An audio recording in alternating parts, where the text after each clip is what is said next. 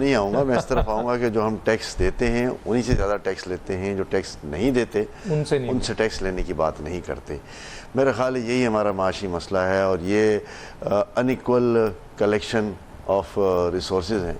और अगर unequal collection of resources होंगे तो हमेशा शिकायत जो है वो मौजूद रहेंगी। हमें ये होगा कि अब जो नॉन फाइलर और फाइलर की उन्होंने अलग अलग कर दी है, जो चूँकि नॉन फाइलर पर बहुत ज़्यादा टैक्स भी लगा दिया है, लेकिन उस नॉन फाइलर के पास कोई सवाल जवाब नहीं है। फाइलर के पास कम टैक्स के साथ भी इतना सारा सवाल जवाब है कि फाइलर जो है वो परेशान हो जाता है कि किस तरह अपना टैक्स बचाए,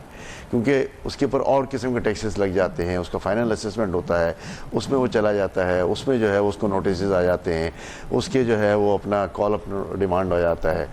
जो नॉन फाइलर है उसकी कोई कॉल अप डिमांड नहीं आता, कोई नोटिस नहीं आता, और वो अपना मज़े से जो है वो ज़िंदगी 6 करोड़ की गाड़ी में घूम रहा होता है कोई। जी बिल्कुल। तो अब ये मेरा ख्याल है कि हमें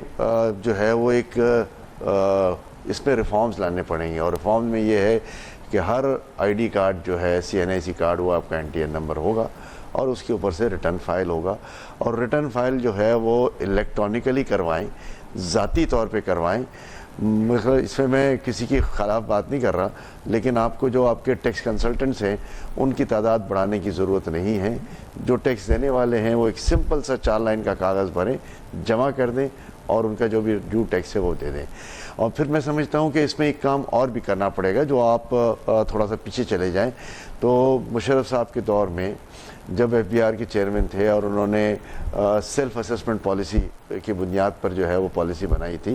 तो आपका 2 साल में रेवेन्यू मेरा ख्याल है दुगना हो गया था, और वहाँ पे टैक्स पेयर और टैक्स कलेक्टर का कनेक्शन ख़त्म हो गया था। मतलब ये कि वहाँ ये हालत थी कि जो टैक्स कलेक्टर्स हैं वो भी ढूंढते थे कि कोई तो आ जाए हमारे पास।